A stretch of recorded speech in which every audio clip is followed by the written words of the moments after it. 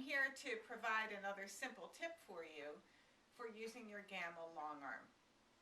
Today my tip actually involves removing your belts and doing a little free motion quilting so that you can learn to do stitch in the ditch very easily and very accurately. Let me just start with a thread choice. Mostly when I do stitch in the ditch, I try to use a thin thread that matches the background fabric on the low side of the seam. So for example, today I'm almost finished this quilt. I need to do a stitch in this stitch. Normally I would do this before I quilted the quilt, but in all candor I was trying to cut some corners and I decided when I finished it didn't look good, so I have to go back in and do it. I'm using a so fine thread here that matches the red fabric, which is in the low side of the stitch. And if you feel your seam, you can feel which way the back fabrics are pressed towards and you always want to do your stitch in the ditch on the low side.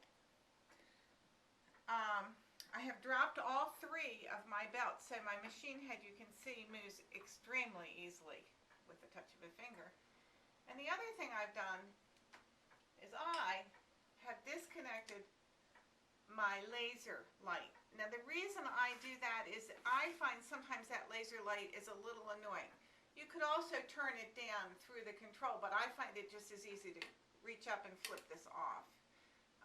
That's up to you.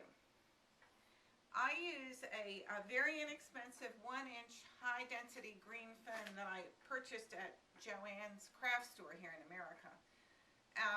Actually, it used to be one long piece, but over the years it's kind of broken in half, and I guess I'm just either too cheap or too lazy to go replace it. I'm not sure which. I get my seam set up so that it's going to be in a convenient location for working. Then I drop down my quilt in the back and I place the green foam right here between the quilt so that as it rolls it gets caught up in the quilt. I try to place it evenly, so I'll do it quickly for this demonstration.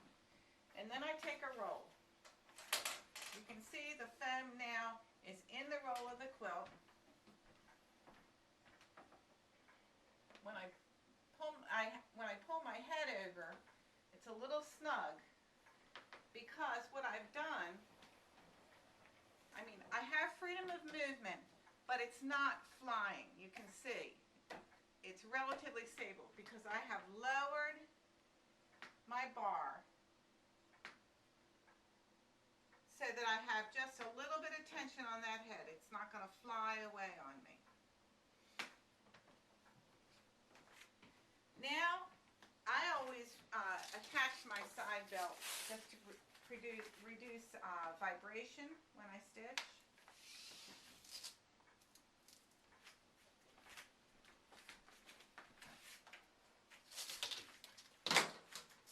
And you can see that I used featherweight clamps. I actually like these clamps, though I don't sell them or anything. But, you know, whatever clamps you prefer. Okay, so I'm clamped. I have a little bit of tension in my head. And I'm going to go ahead and start. I turn my machine on regulated mode. I take my single stitch to drop my needle in the correct place. You might want to get closer.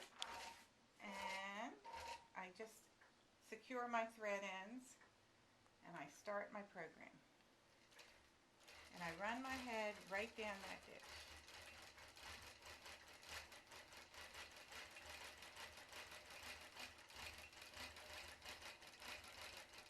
I get to the corner, I stop, and then I start moving over sideways.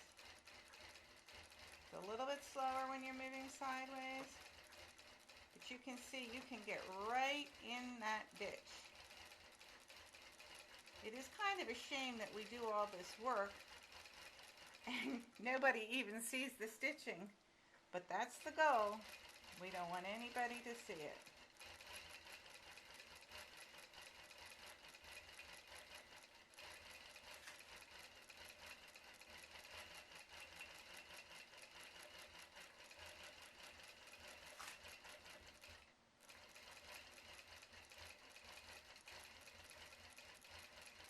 I'm going to stop it here so you don't have to get bored watching me do this whole seam. But you can see, if my camera person will zoom up close right here, you can't even see where I've done my stitching. That's a good sign. And my last tip for this is that I have a saddle chair, which I really like. And I use a lot when I have to do close-up work because I don't have those fancy hydraulic lifts. And this way I can sit pretty straight.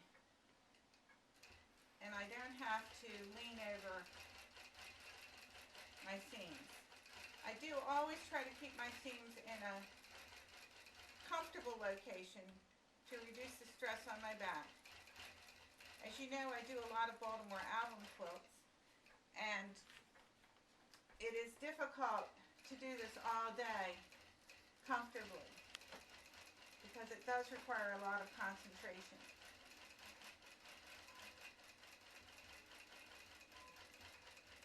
But I find that this works pretty well.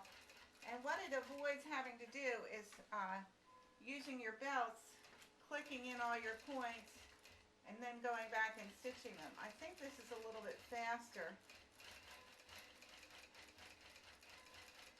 And for me, it's very accurate. I will tell you, my hardest seam to do this way are long, straight diagonals. They're a little difficult, and they take a little bit of patience. And the easiest seams are the horizontals, where you just pull the head towards you.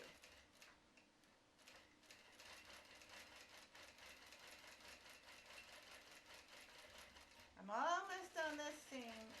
Every once in a while I might verge over just a stitch. I try not to do that. If I get really bad, I will rip it out.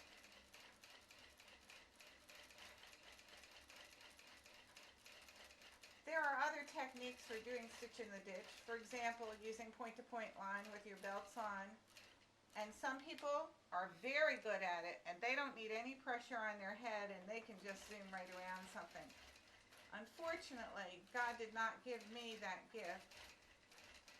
And I find that this method, which was taught to me originally by Sharon Chamber, is extremely effective, very accurate, and pretty quick too.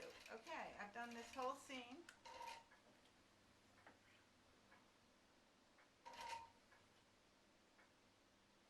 I'm very happy with it, and I will just go ahead and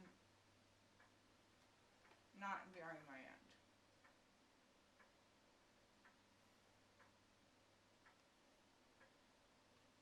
The dark thread, so of course I want to bury it under the dark fabric. Listen for that pop.